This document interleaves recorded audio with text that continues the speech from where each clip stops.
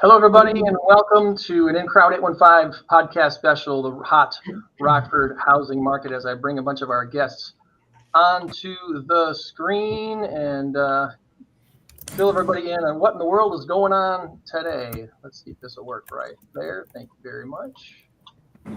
There we go. There we go. The Wall Street Journal published an article on April 25th, 2024, and they ranked the top real estate markets in the United States according to them and Realtor.com. And they placed Rockford at number one, top of the list. And this ranking, they said, evaluated the real estate market and economic health of the 200 most populous metro areas in the country. The Rockford metro area was the only one in Illinois to crack the top 50. Peoria landed at number 59. So word is definitely out now. Rockford is an extremely affordable place to live. If you've ever checked the cost of living pretty much anywhere else in the country or lived anywhere else for that matter, you know this to be true. You already knew this. The big challenge now, of course, like the rest of the country, is that we need more inventory. The current supply of available homes for sale does not meet the current buyer demand. And to talk about that topic today, I'm honored to be joined by a roundtable of exceptional local leaders. Toni VanderHeyden first became a realtor in 2004. She founded the first Keller Williams Realty franchise in Rockford in 2008. She remains the operating principal, as well as continuing to be an active realtor herself, leading arguably the most successful real estate team in the area, in the 0.5% top of all agents in the nation. Team sold on Toni, and of which I've been a buyer specialist on her team since 2013. Tom McNamara has served the city of Rockford for 11 years now, last 7 as mayor. Before that, served 4 years as one of our aldermen. Ron Clewer has been the Illinois market president at Gorman and Company the past 5 years, previously CEO of the Rockford Housing Authority. And he writes a Substack very extensively on housing concerns all across the country. Conor Brown has been serving now 5 years as the CEO of the Northwest Illinois Alliance of Realtors, and he's got over 20 years of experience in government affairs and real estate related advocacy. And then John Groh, the president and CEO of Rockford Area Convention and Visitors Bureau, the RACVB, and GoRockford.com.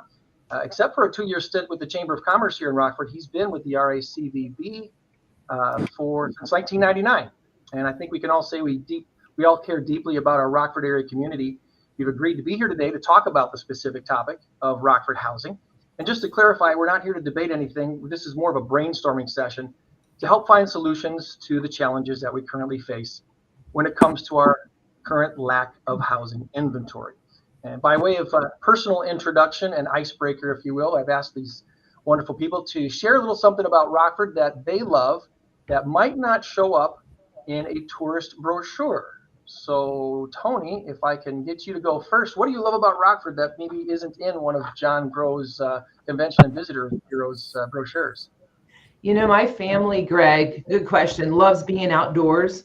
And so I think probably our favorite thing about the Rockford area happens to be just the amount of parks available to you and the variety of things that you can do in them, from Rock Hut State Park, paddleboarding on the lake, to Atwood Park, mountain biking.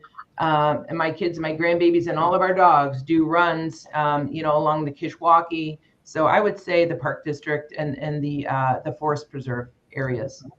Mayor McNamara, you got something you can share that you love about Rockford that's not in the brochures? Okay, so appreciate the opportunity to be on with you and everyone else this morning. I would say the one thing that I really love that does not show up in brochures is the ability and the ease that there is to really get involved in Rockford and make an impact. I think if you're a younger person moving to our area, you really have the pick of the litter of saying, this organization or this issue is important to me, and you can get involved and you can do it in a meaningful way. And I shouldn't just say young person, if you're anyone, you can get engaged and get involved very quickly, but you can also do it in an incredibly meaningful way, and you can see the impact of your work immediately. All right, Ron? Sure. So thank you, Greg, for hosting today. Happy to be on. I've lived in Chicago, and I've lived in a small town in central Wisconsin, 336 people compared to millions. And what I think is most attractive to me in Rockford hints on what the mayor was saying. It is a very, it's considered a large city. However, it's very intimate. So the ability to engage and interact across the city and know people, on any side of town, be engaged with people. I think any city is really driven by the quality of the people who live there. And we have some really wonderful residents. And so it's great to use all the assets we have, but I think the biggest is the people that we're able to live next to and work next to. Absolutely. All right, Conor Brown, how about you? What would you like to share about Rockford that you love? Besides the amazing pizza, I would say the mobility. I mean, I think that doesn't show up on brochures, but the fact that you could get to your kid's soccer game in 15 minutes after work, you're never late. I can't count the number of times like, oh shoot, I have a meeting downtown and I gotta race, across town, but it's only 20 minutes. You can be anywhere. And so I think with so many people having demanding careers, or just even on the weekend, I mean, like Ron, I've lived elsewhere and I've lived in the DC metro area. I mean, going to Home Depot was a half a day experience, like we actually had to find parking to go to Home Depot. And so, just to take that for granted, is really something, I think a lot of people here in the Rockford region don't realize, but a lot of people coming into the Rockford region really find incredibly special. Absolutely. That's my answer too. Now for the tough one, John, the one that makes all these brochures and stuff. You might have a tougher one there. What do you got for us? Well, I think these are all good suggestions that we can add to our brochures, but I was going along the food line like Conor. We do have great pizza, but I was thinking more of a place that it probably is in a brochure. I know it is, but maybe under-known by many, and that is a little restaurant on Seminary Street on the Bear Meadows campus, the Bear Den. Great place for breakfast or for lunch. Really unique, shows you the flavor of an industrial, hardworking community. You'll sit next to guys who are out in the scrap yards, and you'll get a great burger or egg sandwich, and everything in the restaurant's made or was sourced from the scrapyard, and is a pretty amazing place. So Bear Den, and that's Bear with an H, and I would encourage folks to check it out. And I've driven by that place numerous times. I've never been inside. Well, Greg, let's go for lunch. Check it out. Awesome. Well, to start things out for us today, I mean, the top question that we have here to start things off, this Wall Street Journal article comes out. Them and Realtor.com say that Rockford is the #1 hottest market in the country. And my question to you guys is, and I'll ask you to raise a hand, let me know who wants to go first on this. Why do you think they said that? What do you think it was that caused them to? Obviously, they're doing stats, they're checking things across the country all the time, and they're seeing numbers. Was this just a numbers game that they said, oh, based on increase in home values, that's the hottest market in the country? What do you think caused them to even write this article in the first place and put the spotlight on Rockford? Anyone got a comment to start? Ron, go ahead. I mean, it is in part numbers. I mean, it's always about numbers and demographics, but this wasn't just the increase in housing prices, but the stability and the affordability, and built on the fact that we're a great region, right? There's a great deal to offer, and so quality of life was one of those scoreable factors. So it put all those pieces together, and said this is a great place to live. Hey, Greg. In my opinion, after selling real estate in this area for 25 years, when that came out on the Wall Street Journal, I was like, no kidding. This is our same community. You finally are realizing, and I think it's really a source of data. The data just finally put us on the map because we have our foot in aerospace. We have many, many opportunities in this area. We're still equidistant from Madison, Milwaukee, Chicago. We've got a beautiful river running through our city. I mean, we've not changed. The data fact of our affordability with the current work that we've all been doing in this city finally hit the papers, right? It's just the data. I often tell people when I talk to people from out of town, back in 2004, ironically enough, 20 years ago, just about this month, I went through a big change in my life, and I had to decide if I was staying in Rockford or not. And my wife and I kind of did a deep dive into communities across the country. It's like we can go anywhere. My wife's a teacher; her job's in demand, and I was in radio broadcasting at the time, and the opportunities that came my way, the two biggest ones were in San Luis Obispo, California, and in near Lynchburg, Virginia. So both coasts were kind of looking at us in the face. And guess what I found when I started looking at cost of living in both of those places? Yeah. I have to easily be making 2 to 3 times as much money in my vocation to even live, the life similar to what we're living here in Rockford. So our decision to stay in Rockford, besides loving our family so much and all the family that we have here in the Midwest, also boiled down to cost of living. And that really hasn't changed over the last 20 years. Cost of living here has just been exceptional.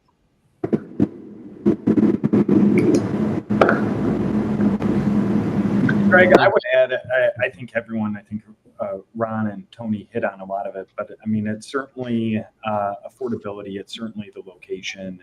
I won't dive into all of the Wall Street Journal's data points, but I would say it's also, we have tremendous amount of momentum right now. You look at the amount of economic development that is taking place. I mean, I can't recall the last time in our area that we have 4 or 5 more than $300 million development projects taking place.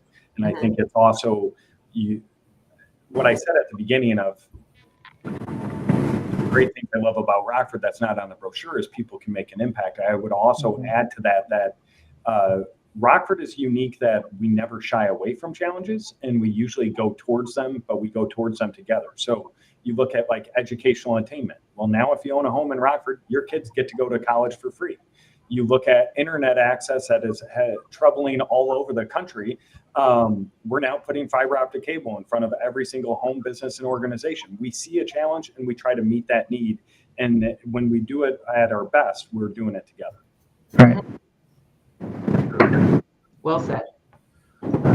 Greg, you mentioned, why they wrote the article, and I love the fact that they referenced their previous article from 2014, where we were dead last in the country. We were the underwater mortgage capital of America. And I remember when that story came out, and, we're kind of scrambling locally on, how do we respond? And, there were programs for people to right-size their mortgages. And, we're really trying to get the word out locally. And it was kind of a punch in the gut. And, but, to have the national recognition, I think locally, there's still some people in disbelief, that we're not a great market to be in, that, we're not a great place to live in. And I think having the numbers to kind of back it up to say, listen, we've experienced enormous growth in value of our homes here.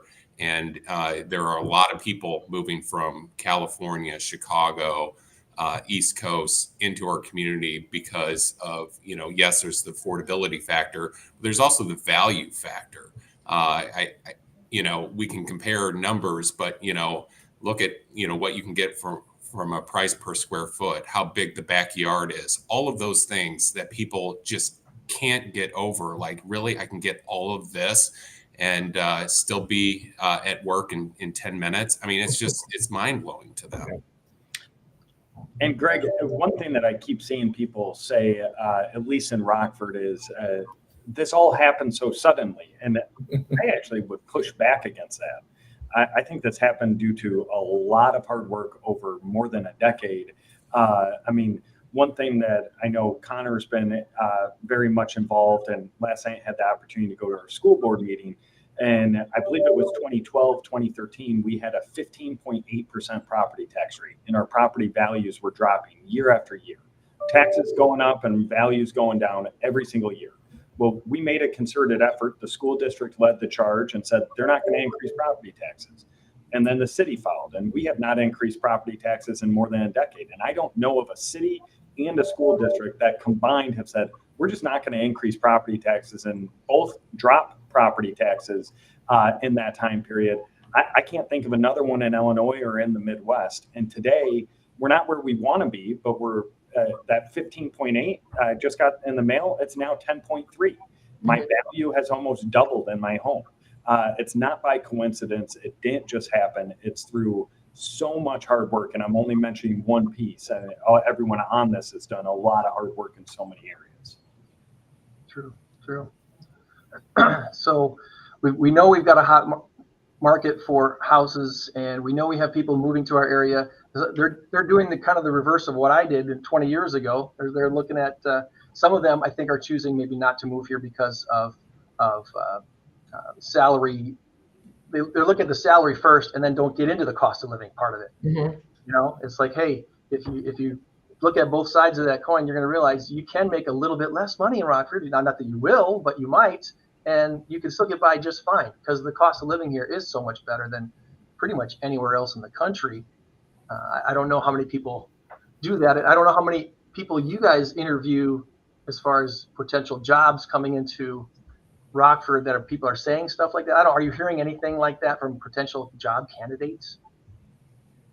As far as affordability, Greg? Yeah, if they're just looking at the bottom line of their salary and not really looking at the cost of living on it. Oh, I see. I think in our world, we get the surprised folks that say, I can get what kind of house for what kind of money? Right. Yeah. And so people coming in from California, especially people moving here from Chicago. We just recently had a professional move in from Chicago who was working with one of our buyer's agents. And she was like, I cannot believe how little this house costs. And the buyer agent said, don't worry, I think we can get it for an even better price. I'm going to watch your back. We'll negotiate it for you. To that point about cost of living comparisons, on madeforrockford.com, which is a talent, attraction website that we have that helps explain all the benefits of living in Rockford. There's a great cost of living calculator that whatever metro market you're in the country, you can enter and then enter our DMA to see, as it relates to housing, as it relates to groceries, as it relates to medical and other core categories that we all spend our money on, how much further your money will go here than in other markets. And if it won't go as far here as it does in the market you're currently living in, it'll tell you that too. So it kind of contextualizes category by category. And we have heard from major employers that are using that with potential recruits that it's a great tool for folks looking to understand how much further their dollar goes here than in other communities. Trying to look up the website real quick, madeforrockford.com? Madeforrockford.com, yep. Okay, for some reason I'm not getting that to come up for me, but to see if I can correct the address on that one. So we got great resources here in Rockford. We have awesome resources all over our area. So the top challenges now that we have that we're facing to meet current home buyer demand. Our current home buyer demand, we all know, is definitely above this current supply. And I remind people that it's going to be that way for a very long time because building houses, it's not like building cars. We can't just fire up the car building plant and kick out a bunch of houses. It just doesn't quite work that way. So are you seeing any solutions that are worth brainstorming about here today that we can kind of knock around as far as ideas go? I want to give a shout out to the city for the work they're doing to really look at how do they change the environment to spur housing development in the city. I think often we see communities look at how do we invest in business growth and focus a bunch of money there. But I think we've realized that we also need to focus on housing growth. And so, I'll admit I'm pretty hard on the city sometimes on land use regulations. I'm recording all of this right now. That's okay. You can replay it. I'll admit it anytime. I'm hard on you guys because it requires that we look at internally what we're doing for land use and all kinds of other permitting requirements. And the city is diving deep into that. The 3-year tax abatement for new construction is an example. The consideration of rescinding some of the 2008 land use regulation changes to spur additional development. These are things that are important. But I think we often look to our city leaders to suggest that they have to create solutions. But I think as citizens, we also have to think about our own role. There's a strong need for more than just single family housing in the market. There's a need for multifamily. And, unfortunately, the one thing that I think I'm going to press our community to be better at is to get rid of the not my backyard mentality and think about the need for duplexes, 4 families, 3 families. I live in Edgewater, and I was surrounded by single family homes mixed with duplexes and fourplexes. And that neighborhood's a solid neighborhood. We didn't fall apart because multifamily was mixed into a single family neighborhood. We need to get back to that. And the city can give us all the tools, but if the neighbors come out and rise up, like I see they're doing around the apartment property near Lino's, the proposed apartment property, we've got to think about the fact that we need additional housing inventory at all price points, rental and for sale, and that multifamily is an option. Mm-hmm. Ron's right. I'll say one of the challenges we have, and I think maybe other cities have it, we're just, if I'm being honest, we're understaffed. And so I think we kind of move from one fire to the next fire. And I think we do benefit from, we joke about Ron being tough on the city. I don't know necessarily if he's tough on the city. I think he's doing what he should be doing. He is pushing us to do better and better and to think of things that are different.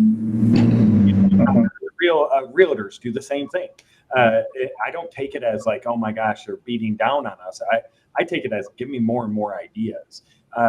So Ron touched on the property tax rebate. It's one idea, and we've worked with realtors and many others to get that done.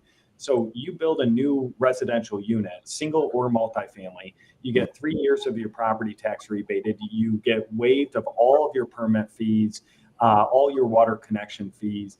So you build in a $200,000 property, that's about a $26,000 savings to you. And oh, by the way, you'll have fiber optic cable. Oh, by the way, we'll pay for your kids to go to college. Oh, by the way, we're going to have a metro line from Rockford to Chicago. And so we're trying to layer these incentives on, but we have to have more. One of the biggest things we struggle with, and probably people on this can better articulate it than I can, our property values, we keep saying, are going up, which is fantastic, but they're not going up enough. Our assessed value to construction cost is still out of whack. And so why we're providing that incentive package is we're just trying to bring it back a little bit. And we're not there yet. Someone like Toni or Ron or any of you could say this better than me, but I would say in my head, we're still $25,000 to $50,000 gap that we got to close. And I think some of that is value increase. I think some of that is some risk and some investment that needs to take place on the private market. But it all has to come back in. And that's just a big challenge that we're still seeing. Yeah, it's definitely a challenge in that our pricing is edging towards that amount where it makes it worth to build a property. Yet the biggest challenges are, number one, we're working with businesses that expect to make a profit, right? Builders that expect to make a profit. The other side of that is the building constraints now with, I factor it's probably $25,000 to $35,000 additional overlay to meet code, right? And so all of that is chinking away at that opportunity of why would I consider Rockford, even though my kids can have higher education for free, fiber optic, right? We need to close that gap. And I think that's probably one of the biggest challenges. I think it's something that can be met. And the fact that our average sales price, Conor, I believe we're at about, as a board, like 186 right now. We're higher. Like April numbers haven't been published yet. I mean, they've been published internally, but not pushed out to the media. Okay. So we're about Are you going to break 250,000. news right now, Connor? Yeah. Breaking news. Connor, what was April's number for? So we had 290 homes sold, which was a 7% increase. Our average sale price jumped 14.5% to $204,500. Okay. So last year was $178,800. Okay. Yeah. So we're edging that direction, right, to close that gap for a business person builder to say, now it makes sense. Right. And I think you look at the numbers behind that, to Toni and the mayor's point, our labor costs roughly, I work all over the state, and our labor costs to construct homes are roughly about a percent higher than the Chicago market, nearly 1%. It's just under 1%. But the material costs are close to 4% higher than we see in the city. And I think a lot of that is supply chain and distribution costs, right? Because it actually comes to our local businesses when we buy them from the city or somewhere nearby. But our average sale price now at 204, I think you said, right, Connor? Yes. In Chicago, their median sale price is going to be more towards the 400,000 mark. So there's that profitability there. And as a real estate developer, we're often looked at as greedy and making all this money because somebody sees you do a $20 million project and they think you're walking away with $20 million. And the reality is the margins are slim. Mm-hmm. And so when we look at what's been produced in our market, a lot of great downtown redevelopment because of the historic tax credits. And so you layer in the River's Edge tax credit at 25%, and you layer in the federal tax credit at 20%. That helps bridge that gap so developers can walk away with a slim margin. And that doesn't come in other areas of the city, unfortunately, because most of our historic stock is in the downtown. But on the other side, we are seeing, and the mayor and Conor and Toni can speak to this, we are seeing new construction homes on the high end market, right? I mean, those are folks who can afford to say, I'm going to stay in Rockford. I'm going to just, invest in this home because I'm going to be here a while and eventually it'll catch up. But you're seeing those high end homes off of, Guilford and Mulford and over off of Perryville start to pop back up. So those are all good things, right? We just have to find how do we build housing for the middle market? Mm-hmm. How do we replace our old housing stock that is really that entry level housing or folks coming into the market for homes? Those are aging. 85% of our housing stock was constructed before 1979. Mm-hmm. And so we got to think about that. As we all get old, we all need a little bit of help. And those homes are no different than, me and going to the gym. Guys, I think it's time to revisit the concept of victory housing again, like during World War II. As I travel around the country, I love looking at real estate. I love looking at what cities are doing around real estate and how people actually live. For example, Bentonville, Arkansas, outside of right downtown, the average income is roughly the same as Rockford's. And I notice time and time again, people are living in less than 1,000 square feet, right? So how do we construct homes in such a way that the average person can actually have a place to live, right? And start to invest and get them out of the rental housing market and into owning a home. And I really have just been toying with that idea of it's back to victory homes again, right? Maybe no basements, right? What can we do to create a home that is affordable in areas where people are actually choosing to work? And that's where those land use regulations come back in, right? Thank you, Ron. We have minimum house sizes, minimum lot sizes, but the city's working on that again. So also kudos.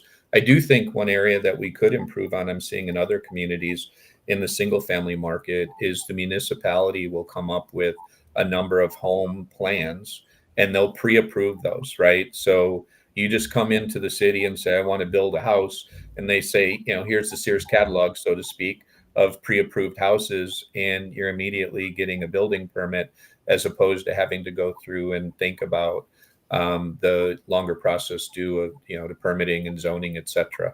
Right. So I've also seen the land bank is a great asset to our community. We we looked at how might we, I think the mayor was on that original exploratory committee. Conor, you were, and we did it as a community, right? We got that done. And so I think some of those lots, one of the areas as we think about infill, might be something that we did at Gorman in Milwaukee, which was infill and renovation of homes. But on those infill lots, we don't always know how the structures were torn down. Mm-hmm. And so, nowadays you can use ground penetrating radar for a couple grand and just look at what the risk is at that particular lot. And we might be able to prioritize some of those lots that are ready, willing, and able to be built on, because it'd be quicker and easier to market as opposed to added cost of now digging up a former foundation or footings that could be in those sites. So I think that's an option. We worked with the city of Milwaukee to buy lots in mass and then come in and build homes on them. Mm-hmm. I only downloaded one graph to present in this whole thing today, and the one graph is this one here. If it'll come up for me, hopefully it'll come up. Yep. The housing inventory active since about 2016 to today, and when I started working with Toni here in real estate in 2013, obviously we were still coming out of the short sales and all that fallout from the 2008 crash. And here we are, in 2017 and 2018, begging people to sell their homes because inventory was so low. Mm-hmm. And look at where we are now. Right. Just so those who maybe don't think we're having as much of a crisis as we are as far as housing inventory goes, this is the only graph really that you need to see. Mm-hmm. We are desperately seeking inventory, and whether that means building new stuff or refurbishing the old that's refurbishable, that's kind of what this whole discussion is about today, is where do we go from here, and what else can we do? Is there something that we're missing? Obviously, Mayor McNamara has pointed out that the city's doing a lot of great things to incentivize making builders to at least give a second thought to building here at Rockford and putting more stock into what we have available to buy. Is there anything that we're missing? Is there anything that's kind of glaring and jumping out that you can say, that's something else we should try? Well, Greg, Toni, I'm curious if you can contextualize that for us.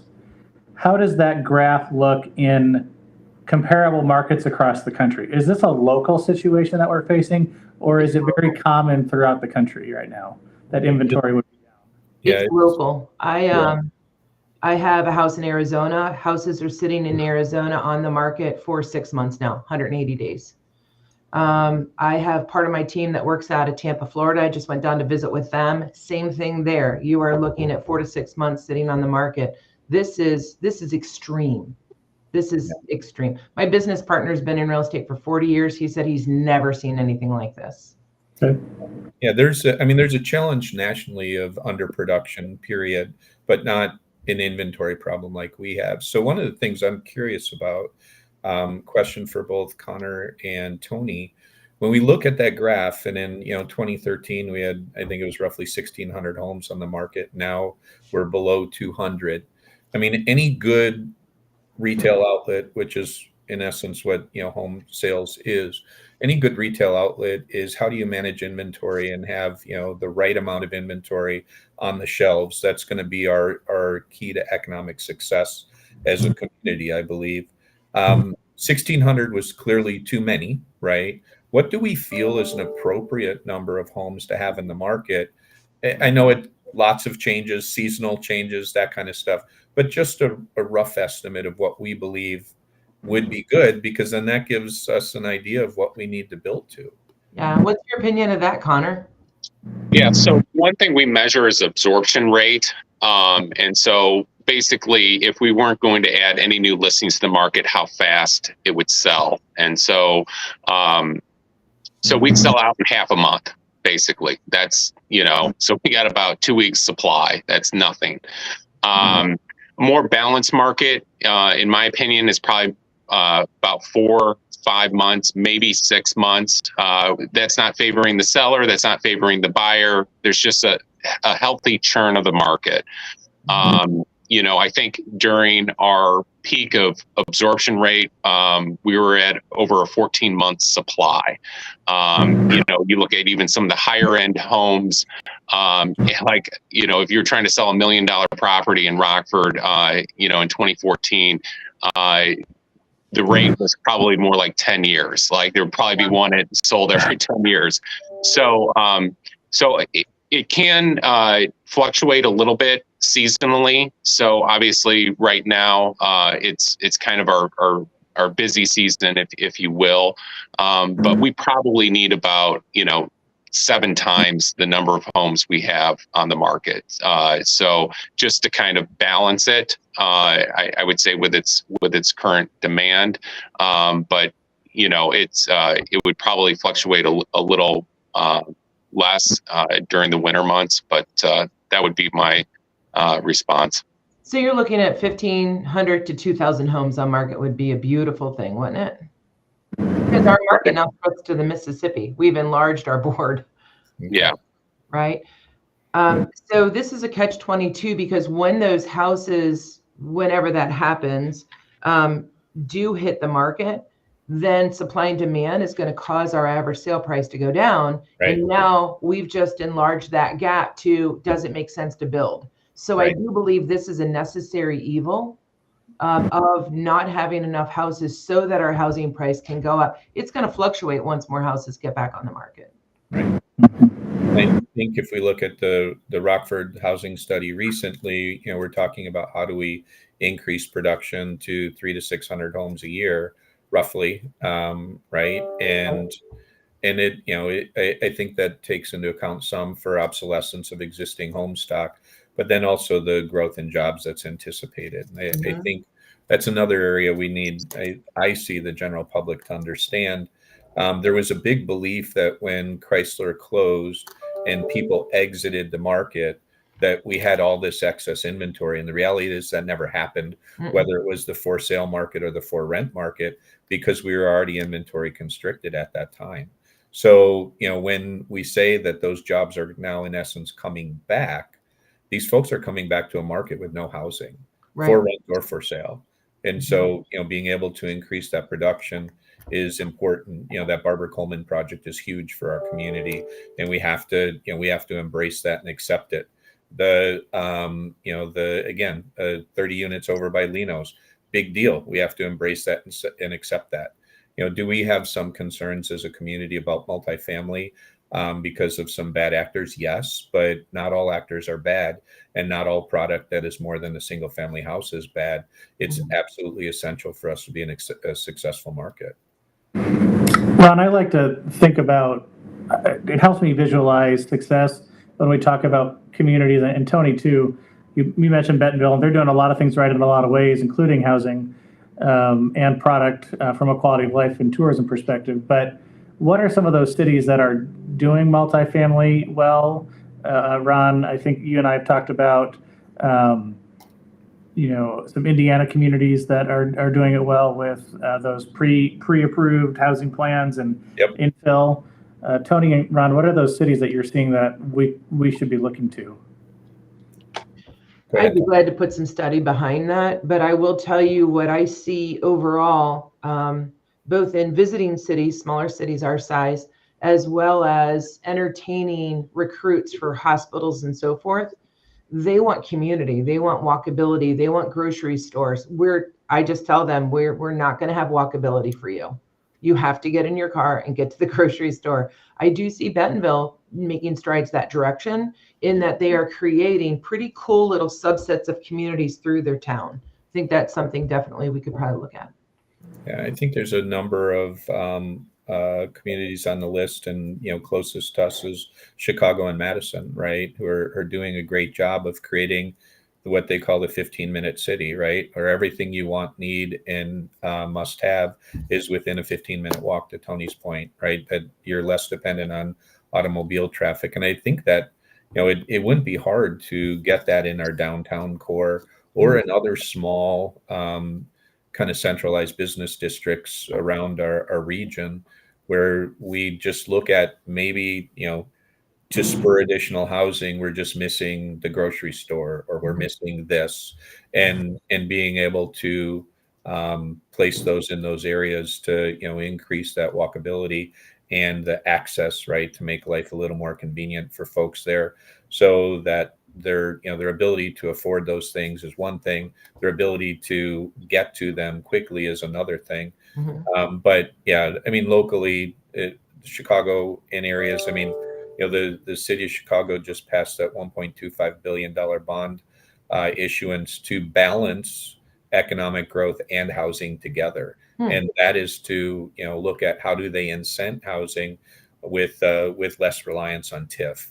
And so that to me is an interesting approach, that they wanted to be more equitable, because if you look at those communities where TIF monies are deployed, generally they don't have all those creature comforts and quality of life components, and they're not getting the greater benefit. And where the most successful are in the higher end portions of the community, where the TIF really is no longer necessary. And so this was a way to balance it in the Chicago region. But there's a lot of wonderful communities. South Bend, Indiana is doing a great job of kind of near net zero housing. They've used this model with Habitat, but they've also used it with the CDC. And I think we are lucky enough on Rockford, RLDC, sorry, with RLDC and the CDFI that they created. Thank you. I was going to struggle with the acronym, but Community Development Finance Institution. Years ago when we were talking about the need for the land bank, a CDFI was a big part of that conversation. It's a way to lend money into a community that comes at a lower cost to spur development, and it's good that we have one, but we need multiple. And I think that's part of our challenge, to solve for that, to get other CDFIs in our market, because they can do more than just housing. They can do the grocery store, like we did it with IFF when I was at the Housing Authority over on West State. It put groceries back into a neighborhood that hadn't had it for 30 years. So so it's not always just about the housing, even though I'm a houser by heart. It's making sure that folks have access to those things near their housing that is going to make even more demand for housing in that area. Ron, I would also say all of that also, you mentioned multifamily and sometimes the difficulty of getting those approved. I would say all of this is also about education and advocacy, because if it's multifamily or multi-use paths, not many people appreciate them. Not enough people, I should say, appreciate them, because I think historically our town is, as Conor mentioned at the beginning, 15 minutes. He said 20, but I drive faster. So 15 minutes where you want to be. And so people are just used to jumping in that car. But today's folks, if it's seniors, younger, whoever it is, they want more options and walkability. And so you look at, we're trying to put a multi-use path on Highcrest. That would connect the river and downtown and the west side to the far east side. And it has been not the easiest. You look at, the multi-use path that we're going to be putting down Auburn Street. Again, not the easiest to get approved, but all of these things, I think, play such a critical role. And I think the last two things I'll say on this is, I think nationally, we have tried to push people, and probably people in my positions across the country have tried to push people into it's an either or thing. And I think we as a community can really do change if we just say we can do an and. It doesn't have to be this or that. We can do both. And I would lastly say, if you look back over Rockford's history, we rarely, if ever, regret saying yes. And we almost always regret saying no to something. Right. It is hard to get that through to some citizens and most elected officials, but we almost never regret when we actually do take a leap and do something big. One last area I just want to throw in the mix that I've pushed on for a long time is the connection to home and neighborhood and health outcomes, right? And what I'm seeing across the nation and have since I was at RHA, and I've also pushed on our health systems, and I'm thankful that Shelton is over at the Health Council, thinking about how might we look at reducing our Medicaid, Medicare health costs as a community and leverage that. I mean, the data is clearly there. Investment in quality, affordable housing in good neighborhoods lowers healthcare costs. It's there, right? And so, what we're seeing, not to bring up health turmoil, but we saw large health systems saying that they were giving up on Medicaid, Medicare billings some time ago because they weren't getting reimbursed. Well, the rules around that is somebody coming in for the same health conditions more than once, you don't get paid after the first time. And so rather than walk away and say, we're losing money at this, if we were to think about it, how a health system might invest in homes, like Swedes used to do along the Charles Street corridor, those investments, are great for employees, but also great to put people in the neighborhoods around hospitals, but also that are healthy homes that improve their health outcomes. So that's another area where I see funding available to assist in the production of housing. Well, I think we need to put a pretty little bow on this whole conversation. I know you got obligations throughout the rest of your day. So by way of doing that, is there one thing that a typical Rockford citizen can maybe do or advocate for or promote that would help push this all along? I mean, we've got a lot of reasons, cost of living reasons, better health reasons, just overall great reasons to be in Rockford. And we all believe in the strength and the future of Rockford. But to build up our housing inventory and to give people some options and to give people some opportunities to be homeowners, is there a single thing that we can focus on to really help give people marketing orders, if you will? I'll go first. I think, and it ties into what the mayor was saying, is have a mentality and an attitude and ask questions that get to yes, rather than, if you don't understand something, if you want more information, if you're not sure that you're in favor of it, ask questions that have open-ended opportunities for dialogue. And I think communities that are successful get to yes through conversation, collaboration, and sometimes compromise. I'll just add on to what John is saying, and I agree with that. The no mentality, I don't want it, and the not my backyard is, really a challenge in several communities, especially in ours when it comes to anything but single family. And so how do we ask those questions? How do we remain open? How do we really check our attitude to get to a yes? And, there's a large movement of YIMBYs, which is yes in my backyard. And I think that's where we need to be as a community if we want to remain on this successful path and continue to grow our community. Because the no is in part while the past years we saw population decline in some of our challenge. So we have a great opportunity before us. To the mayor's point, we've never regretted saying yes.